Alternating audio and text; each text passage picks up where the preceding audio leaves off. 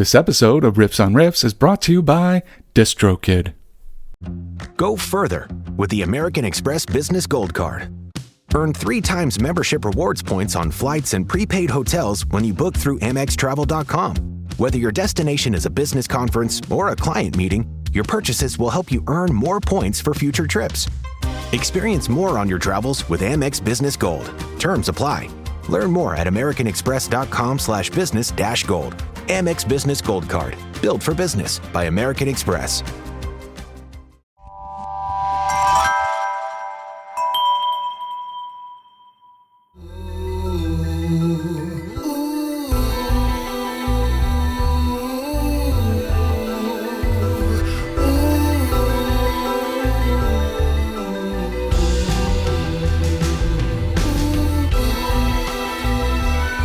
Well, hello, and welcome to Riffs on Riffs, where I am joined by my co-host, Mr. What is it? Is it Chappie Bunt? Is that who?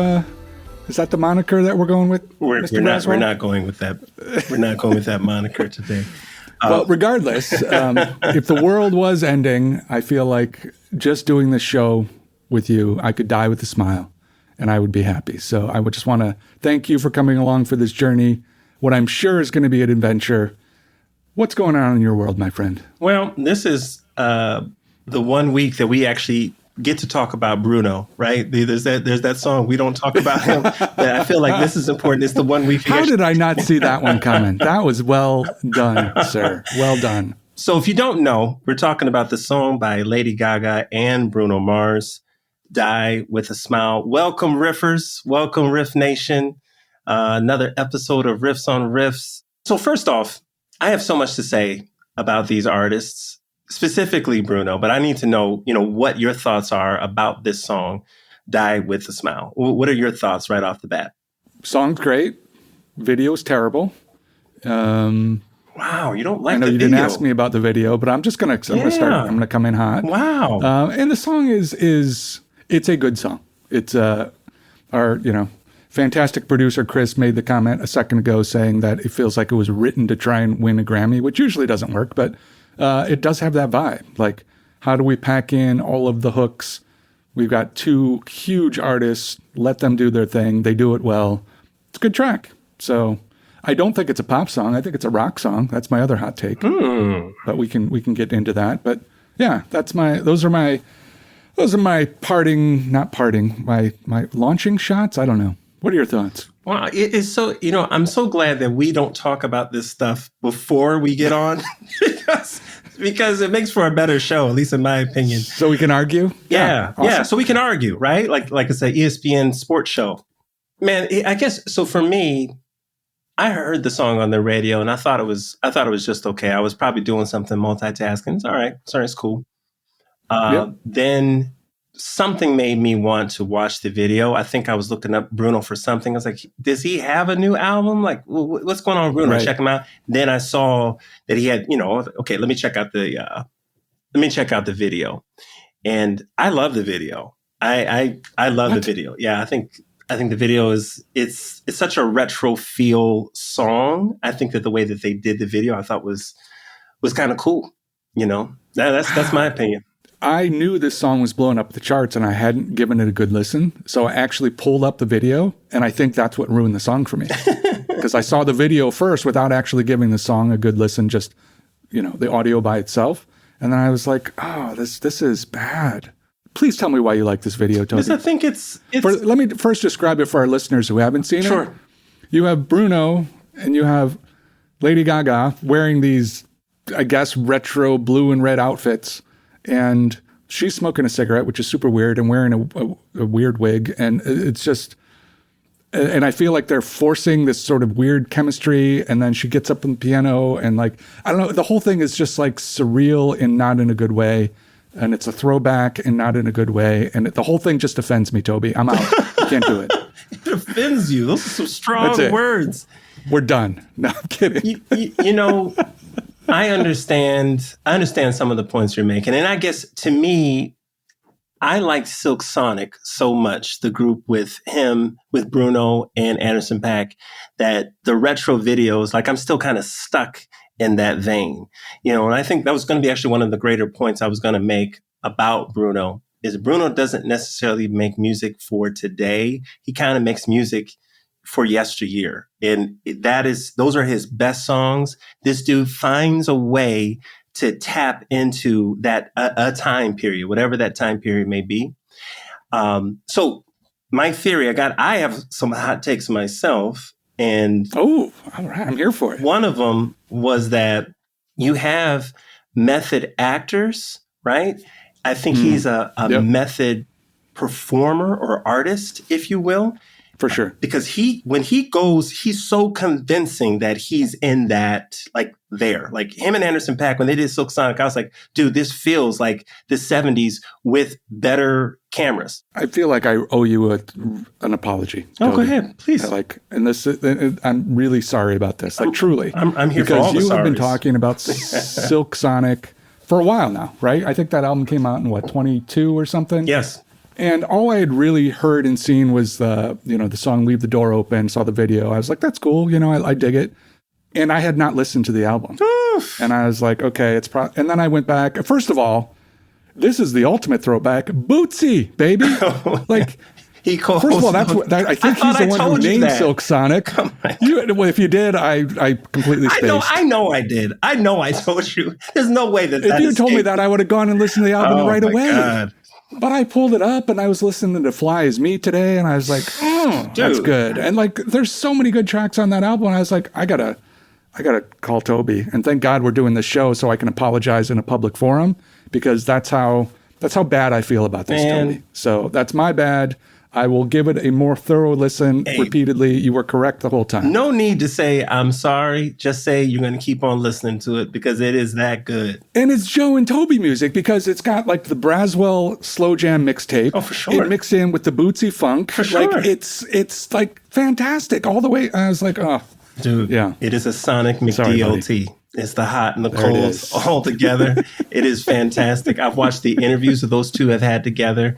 And just the professionalism that Bruno brings to the table. I mean, Anderson is hella talented, but Anderson said that he stopped smoking so that he could hit the notes that Bruno was asking him to hit. I mean, he's like, look, I had to stop all that. I had to get on it. Well, it looks like Gaga picked up that pack of cigarettes and went after it. Sure did. So we don't know what's special effects, we'll say, or what have you. Maybe they are. Again, going back with him being to the idea of him being a method performer. That is what Bruno, to me, what he strikes me as. And I guess my second hot take. Well, actually, you know what? Let's do some numbers. Let's talk numbers here real quick. Pharrell, 34 million streams. Oh, I thought I was just being called under the carpet for my sales tracking this past quarter. I was like, Tobe, we're going to, again, a public forum? Do we need to do that? Dude, Pharrell, 34 million. Beyonce, 55 million. Taylor, 91 million. Bruno, 137 million streams. So you would not have guessed Bruno. Anyone that was playing the game, they would nowhere near put his name in that top category. No way. I don't believe it. But one thing that Bruno does exceptionally well is that he is probably the best musical teammate that you could have. Because I think he teams up very well. Very well. He's the best musical teammate that you can have. He's going to make you sound better. This dude gets on a track and makes you sound better. I feel, and he makes you sound so good that he does better. He spreads himself out. He's like Steve Nash or Chris Paul. He's the ultimate musical assist man. And so as I was texting you the other day, I was telling you, I said, and I actually misspoke. I think I said Redman but it's actually Busta Rhymes is the person that we are actually calling. We've called the Kevin Bacon of music. Yeah. But Bruno truly is the Kevin Bacon of music on this side of things because he's teamed up with some of everyone. I mean, everyone. And it shows with how many streams. It shows. Yeah, I mean, this horrible video alone has 371 million streams on YouTube. So, it's the number 3 global music video right now. Number 3 in the world most watched music video. So, yeah, and you would not have guessed. I think when you put he and Stephanie together, both of them, I think this is the other number I'm going to hit you with. So Billboard 100 Top 10, he's got 19 and she has 18. Like that alone, they've got almost 40 hits in the top 10 between the two of them. So, of course, getting back to that idea of, hey, you want to write a song to win a Grammy? I know. Let's get these two megastars, super talented, put them in a room, let them have a good time and make each other better. Yeah, very true. But I also think that these two artists in particular paint a picture, like a musical landscape, if you will, if you listen to their albums. Like if you listen to a Gaga album, you feel like you're going someplace. You listen to a Bruno album, you feel like you're going someplace, especially if you like listen to some of the latest stuff. I mean, what he did with Cardi B Alone, the Finesse song, is stupid. I was like, my God, I felt like BBD was going to come out right after them and perform. That's how I felt. I was like, this dude is totally, he's epitomized that. Like, oh my God, he killed it. He killed it. You can't argue it. It's interesting you use that phrase because I do worry a little bit about Bruno because I go back to Grenade. And he's like, I'm going to take a grenade for you. I'm going to take a bullet to my brain for you. I'm locked out of heaven. In this song, he's like, the world's ending. He's going to die with a smile. Like, these are some really visceral lyrics. And I think sometimes, we need to be like, do we need to check on Bruno and make sure he's okay? Because there's some very strong language going on in these. Well, look, dude, I'm worried. I'm sure Bruno is probably no stranger to the wows of women. I'm sure that if he's dating someone like a chaperone or what have you, I don't think that it would. Okay, yeah, you never know. What I'm saying, never know. a woman like that, woman saying, "Hey, good luck, babe, good luck." That'll make you write something like these songs right here. That'll make you write something. I'm not talking necessarily, chapel, but I'm talking about someone that kind of brings that. Yeah, that'll make you write some stuff. It's true. I mean, this dude was one of the Silk Sonic songs is smoking out the window. You got me smoking out, dude. Mm-hmm. What? You couldn't even wait to get to the destination. You couldn't wait to get to the destinations because no one likes to smoke in their car, dude. That no one likes that. No one likes disgusting. It's disgusting. It's disgusting. But this dude was like, you got me smoking out the window. At least the window's down. Oh my God. He didn't even describe the weather. Like it could be cold outside. You still got me smoking out the window. Dude. It was so noticeable. Dude put it in a song. He's been through something, Joe. I'm worried about him too. I think we need to do a wellness check on Bruno. Just make sure he's okay. What's cool is it sounds like the two of them had wanted to work together for a while. And so they finally Bruno's like, hey, come out to my studio. I've been working on this track. And she shows up. And here's where I love the narrative that the media spins, right? Because if you go to the Wikipedias and they say, oh, they finished writing and recording in a day. That is nonsense. They might have finished writing the song and maybe recording some parts in the day. There is no way that the track that we're hearing now was finished in a day. Because all of the polish and everything that went into it, the two producers that they have on it, which we need to spend some time talking about too. But I just love that narrative of somehow it becomes more magical because it all happened in a day. Mm-hmm. Now, yeah, I think the creative process happened in a day. Sure. I think there was, maybe 90% of the track, but don't buy the hype, people. It takes a lot more than that to make a hit song most of the time. Yeah. But I guess for me, even if it did take a day, it is what it is. However long it took, right? If you did it in a day, that is also true. Good for you. If you did, it's a good day's work. You know what I'm saying? Right? It's okay. I guess we had to be doing something. The song was only 4.5 minutes long. I mean, whatever it took, dude. I'm just happy that it's here. If if someone serves me a plate of food and it's great, it's like, man, look, only took me 3 tries to get this meal right for you. Like, oh man, thank you so much. Oh yeah, I got this right on the first time. Oh man, thank you so much. I'm still eating it. I don't know. I think after the 3rd time, I'm so hungry that I'm like, you know what? I'm gonna head out. I'm gonna go get myself some. And then there's that. Yeah, there's so much, rah-rah and to do about certain little quirks, getting a song done in a day, recording it on the first take, no mistakes, or writing in your head. Like, dude, I don't care. The process doesn't have to be sexy. What's really sexy is the final product. We just want to see the final product and have it be good. That's it. There it is. Because for all of that, if it's a one-take wonder, for all of that, some people don't like it. Some people don't like it, right?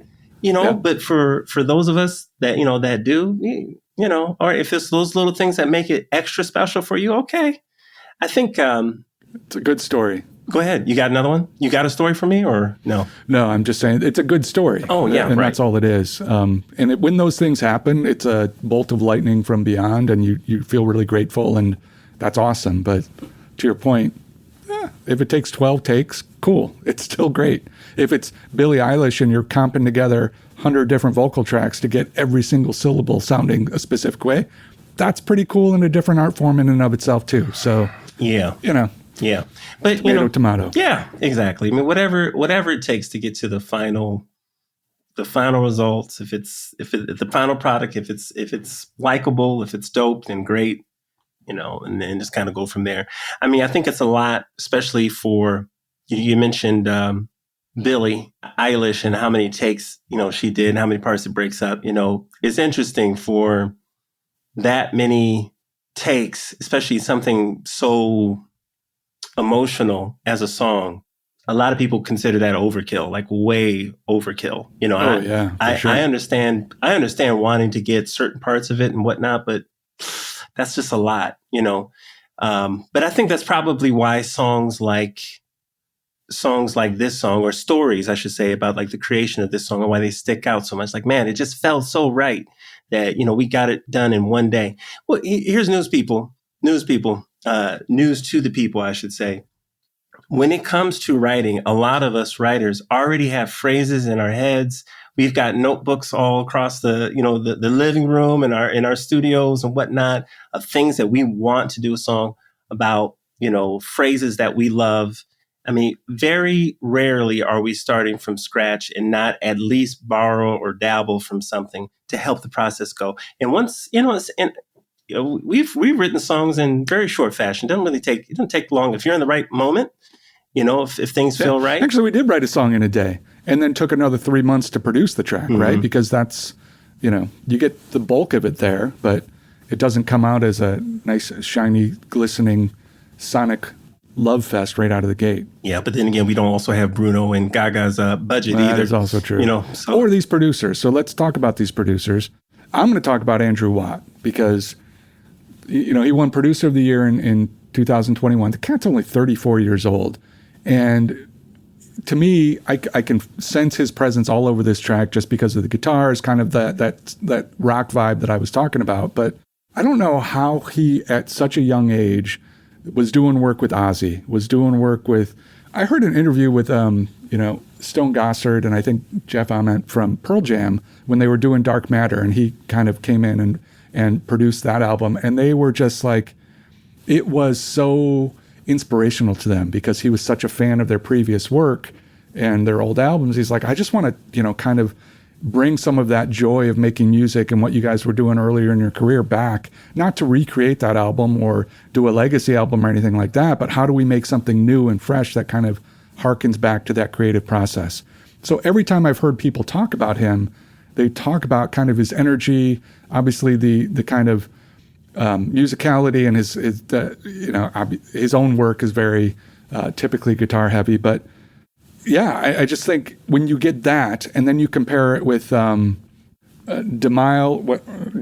I don't know how to pronounce this, Dernst DeMille, I guess Emile the second, but he's the one who did the producing for a lot of the Silk Sonic stuff, Ty Dolla $ign, one of your faves, Victoria Monet, and with Rosé, who's coming out with a new album and probably going to drop before the end of the year, end of 24. and that track, APT. Number One Girl. Oh, okay. Yeah, in APT. But yes. And very different vibes. Like you get two producers who are producing very different kind of tracks and then allow them to kind of bring what they do into, I don't know, it's amazing to me that you've got producers like that in a room with Bruno, with Lady Gaga, and just like the amount of talent and different disparate styles that everybody's bringing, and to be able to craft that into kind of a finished track, it's probably why it's as good as it is. I think in order to win a championship, as far as like just basketball, you have to be capable of defending, a lot of different types of play. And, whether they're 3-point heavy or maybe they like to, pound in the paint or they like the mid-range shot, you got to be ready. And I think that makes a really well-rounded team. And that's why basketball teams have, 12 folks, and they do rotations and whatnot. Look at the matchups. I think a lot of times listeners, and I've fallen in this trap myself, the music that these artists come out with, we just paint with a broad brush. Hey, that's all they listen to. This is their favorite type of music. And that's not necessarily the case. I mean, like, or we're not giving an opportunity for these artists to evolve, like where Taylor started off from to like where Taylor is right now, where Shabuzi started off and where Shabuzi is now, with Justin, same thing, and sometimes it's just crossing genres of music. It's, there's a comedian, his name is Kev on Stage, and he was talking about I love it when you're already laughing before dude, it's just funny, man. It's just funny. He's talking about white artists that Black people know. They know this group. This group. I don't care where you were, what, if you're in the suburbs or in the hood, this song. And he started naming songs, and one of them right off the bat was Red Hot Chili Peppers, Give It Away. It's like, dude, this song. Stop it. If you don't have to like it, but you probably loved it. This song, period. And it's just like, it's just crazy. It's just like how these songs bleed over into, what's good? If it's good, it's just good. Right. I think it's a dope part. So when we talk about, Watt and what he's done, all of his contributions to the game, it makes sense in the grand scheme of things. It is hard. It's very impressive though to be good, be really, really good at all these different types of genres. To me, that's amazing. But to like them, yeah, that makes sense. That tracks. But to be good, to be effective, for that music to be set apart, and for you to still be getting business, getting asked to contribute, that's hella impressive. This episode of Riffs on Riffs is brought to you by DistroKid, your ultimate partner for taking your music to the next level. With DistroKid, uploading your songs or albums to online stores and streaming platforms like Spotify, Apple Music, and YouTube Music is easier than ever. Plus, you can easily pay your collaborators with splits and send large files securely to anyone with Instant Share. And guess what else? You can get a YouTube official artist channel for free via DistroKid. You can send credits to stores, and you can use Hyperfollow to promote your release. DistroKid has everything you need to succeed in the digital music landscape. But that's not all. DistroKid now offers a convenient mobile experience with the DistroKid app, available on iOS and Android. With the app, you can manage your releases, track your streaming stats, and even withdraw your earnings, all from the palm of your hand. And for the artists looking to perfect their sound, there's Mixia. With Mixia, you can put the finishing touches on your tracks in minutes, ensuring they sound polished and professional every time. And if you need to share large files securely with collaborators, producers, or playlist curators, look no further than Instant Share. It's free to send up to 1 gigabyte of files, and your music will stream at the highest quality, making the best impression possible. So why wait? Elevate your music career today with DistroKid and unlock a world of possibilities. Riffs on Riffs listeners get 30% off their first year at DistroKid by going to distrokid.com/VIP/riffsonriffs. Are you a forward thinker? Then you need an HR and finance platform that thinks like you do.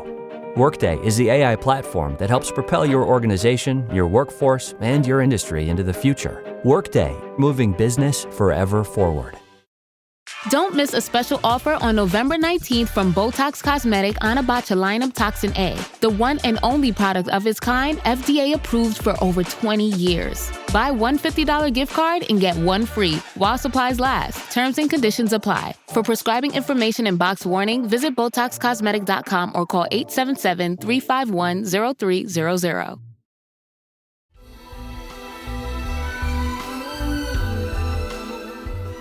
I think it's, and I'm sure I'm wrong about this, but it's been a while since I've thought and heard a song that's as big as this that contains guitars the way this one does.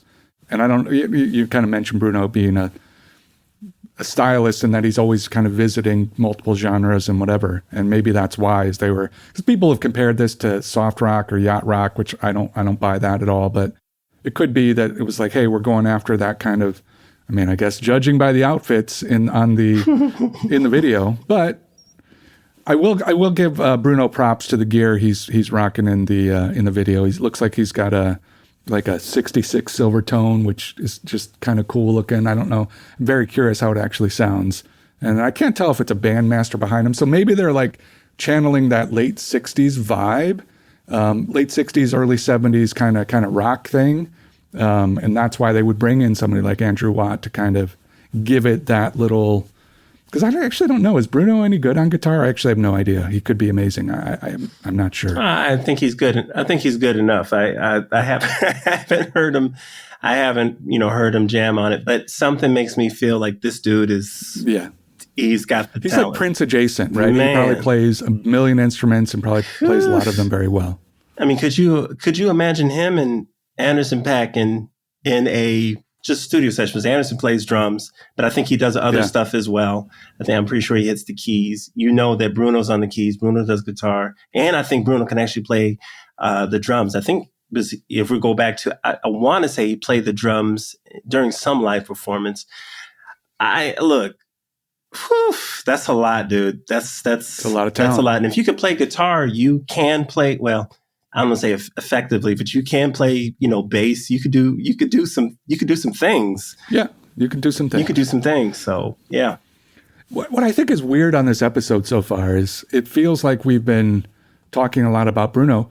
It's Lady Gaga on the other side. Like a ginormous global icon who I felt like kind of took over the world when Shallow came out. And, she took over the world for a long time prior to that, but she's been on the radar for a while, and it seems like both of them kind of, I wouldn't say they went on a hiatus, but it almost felt like this was a build-up to both of them resurfacing with new stuff. I haven't had a chance to look, but it looks like they both have new singles or new albums just separately kind of coming out. It doesn't look like we're going to get more of a collaboration from the two of them. That's sad. That's sad. Right. I was going to say, are you sad that it's only a one-off here? I am sad for that because, there's a couple of things that I feel like we're missing right now and in the music game. And one of them being your typical boy band or girl band. We don't have enough of those right now, I feel. And then the other thing is just these collaborations that just bring out a different side of artists. Yeah. But doing a whole album like that, I feel like we're going to get something different. I want to hear what a Lady Gaga and Bruno album would sound like. To me, that'd be fantastic. I would love to check that out. We don't have artists that, you don't want to have artists that really, I don't know, maybe they just don't get along with enough people, artists in general, not these particular, but, to do a whole project is a huge commitment. But at the same time, it's like, man, how awesome would that be for like Jay-Z and Nas to do an entire album together, for Eminem to do an entire project with DJ Premier Beats. Like at this point in your career, none of these guys are broke. These guys they're well known. They can do, at least to me, in my opinion, whatever the heck they want. So why not do something like that? That's why I love when Common did his latest album with Pete Rock. It's like, okay, that's cool. We know now, we see what this looks like. I just wish that had happened like 5 years ago. It would have been, I wish it had happened 5 years ago, but okay, we're here now. Okay. Everybody is doing the feature songs, right? So I'm going to do an album. I'm a big star.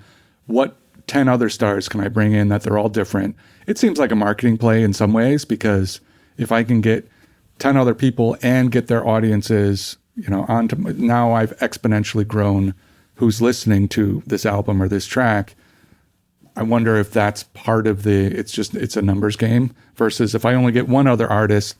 Although I'm with you. If it was these two and they were able to put a 10 song album out there, man, that would fly off the shelves, which was also fascinating to me that people are still buying physical copies of these. So people are still going to iTunes and, downloading, paying $1 or $1.29 or whatever it is now to it's not just streaming.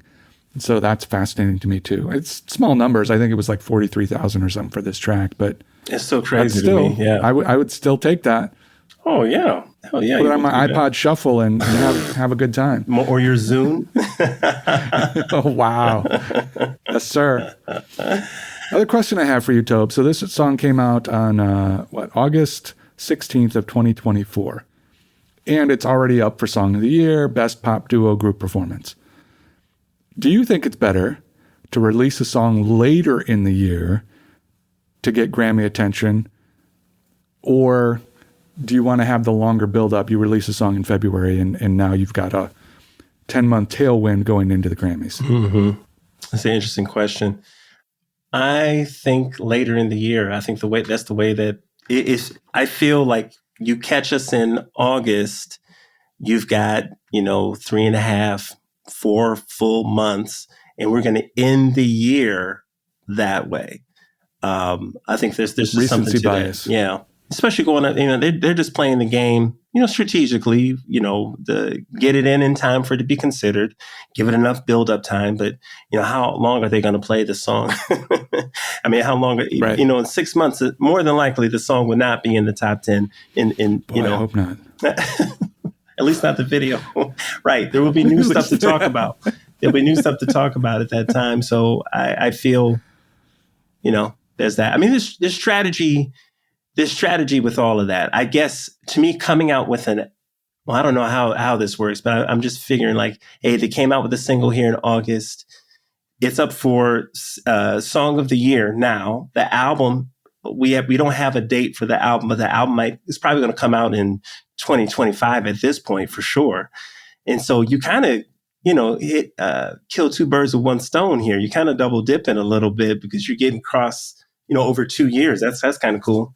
Well, and it seems like there was so much intention behind the marketing efforts. It was almost Taylor-esque as far as dropping hints, right? Lady Gaga was wearing a Bruno t-shirt on Instagram, a little bit of time before the song dropped. Like there's all of this teasing that happens that fans, because we're so fixated on this, we're like, oh, what's happening? Why is this, and like, I don't know, if I were a big time artist, I'd probably just start messing with people, like just putting stuff out there. That was red herrings leading nowhere. I could just see you now walking out in the public or attending some kind of award show with a Kraftwerk shirt.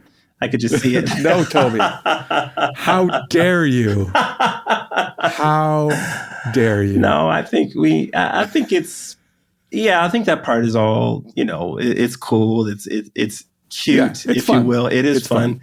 But yeah, it's a game. It's a game. And it's a game. Yeah. Speaking of games, there's the Coachella game, because you had to go and bring up Kraftwerk, who somehow are playing Coachella this year, which is, I guess they're all just robots, so they can just, they don't even have to be there. Right. They can just let the synthesizers go. We're ready.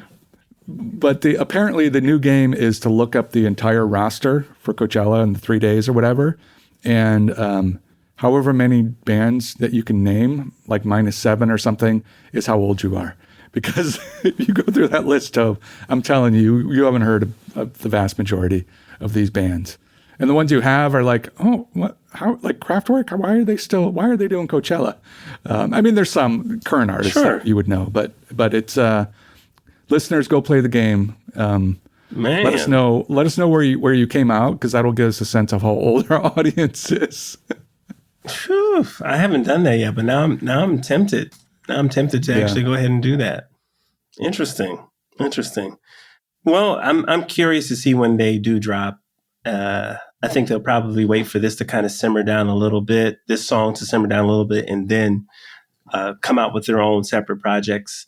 I was hoping for a collab project. That would just be so dope. That'd be so cool. I mean, you don't know how happy I was when I heard that Silk Sonic was actually a thing. I'm like, you're killing me now, dude. Yeah. I was online shopping for T-shirts for Silk Sonic, like literally. I didn't pull the trigger, but I was really, really close. But I thought it was such a cool concept, such a cool idea. And I guess that brings me to another point here with Bruno. I think Bruno is a hell of an artist, very, very talented. And I don't want to take anything away from that. But I do think that there's strategy. Obviously, I think he's conscious about what he's doing, intentional, if you will, because if you noticed, this song in particular, he could have done this song all by himself. He didn't really need Lady Gaga to sing this part. I mean, just take away who wrote it. Take away if she helped write it. He could have sang the song by himself, and it would have been fine. I don't think it would have been a top 10 song. I don't think it would have been not as popular as this. You see what I'm saying? And it's strategic. It's strategic, So I think there's just something to that. I think we had mentioned Amy Allen on a previous show, and obviously she's a fantastic writer. Has worked with a ton of different artists.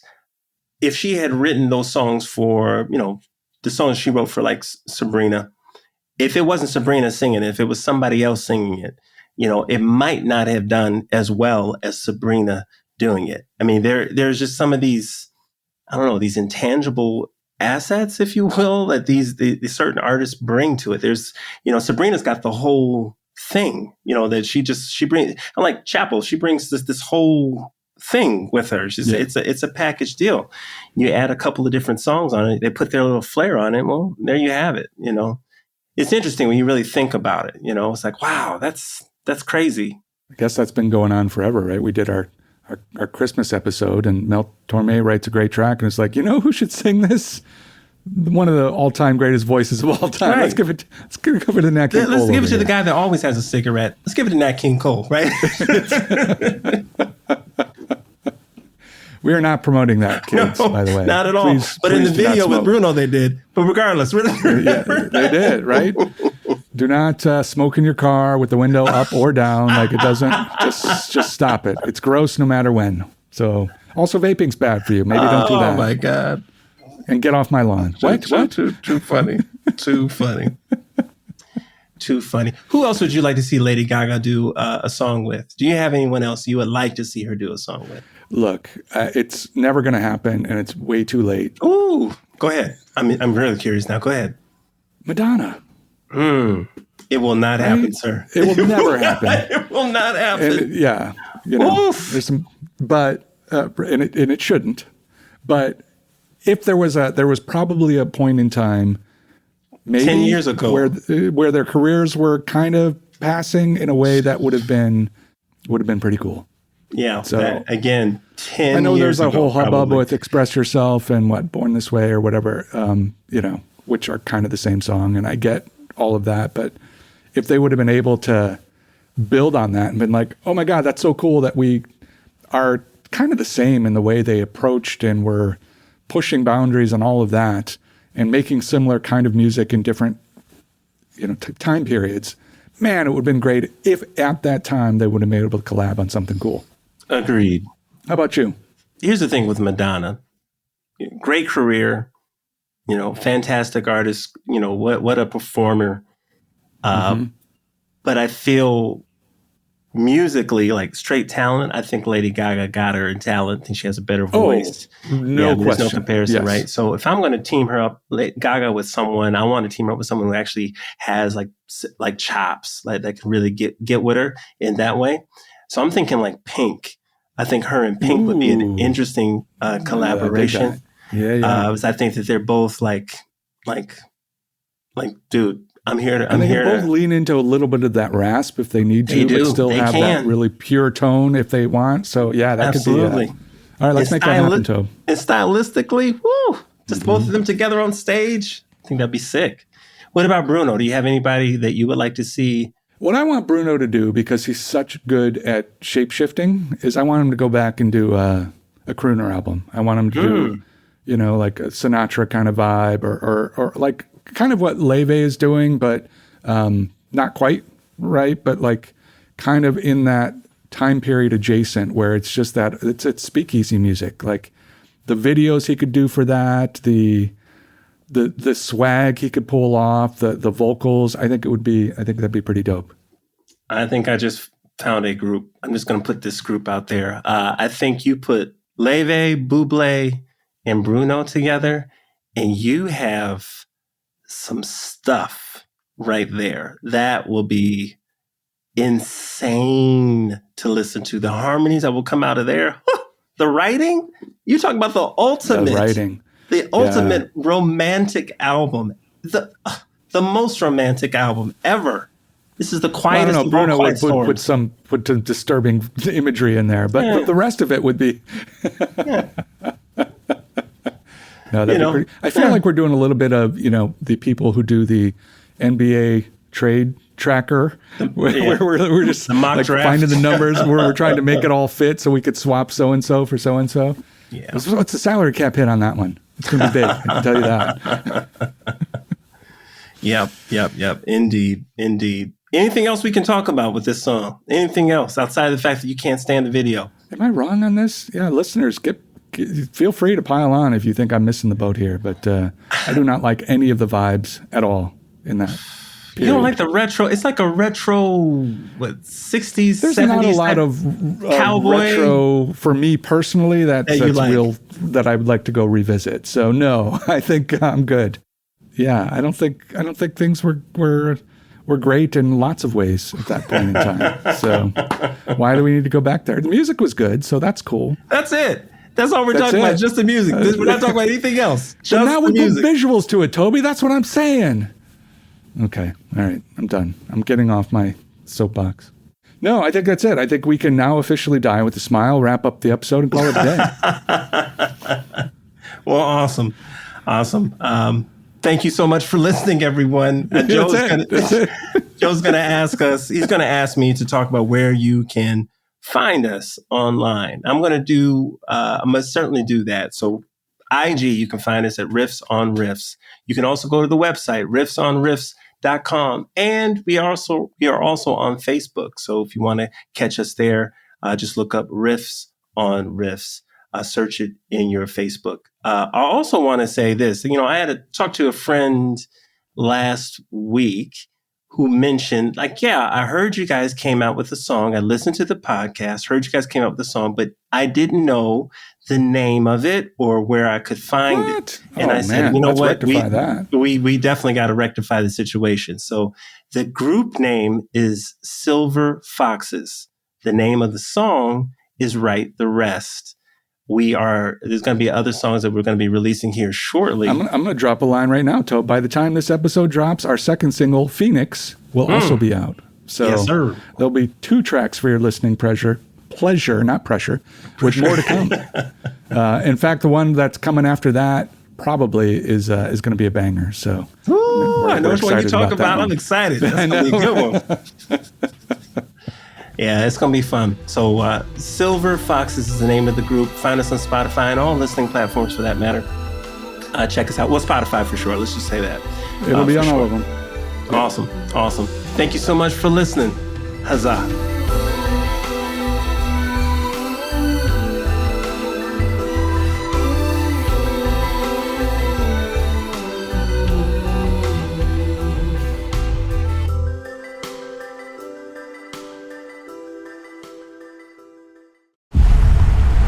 Great adventure always kicks off with a question. Where should we camp this weekend? Is there public land nearby? What's the safest way up? Curiosity propels us into bigger adventures, grander stories, and personal discovery. When you're ready to turn your curiosity into action, Download Onyx to help you find a way. Learn more at onyxmaps.com. Looking for a simple way to thank your clients or recognize employees for a job well done? A Starbucks card is more than a gift. It's a pick-me-up, a break in their day, and a reminder that you appreciate them. Whether you're shopping for digital or physical cards in bulk, Starbucks cards are the perfect gift to brighten anyone's day. Share the joy of coffee and connection when you give the gift of Starbucks. Shop Starbucks cards in bulk now at starbuckscardb2b.com.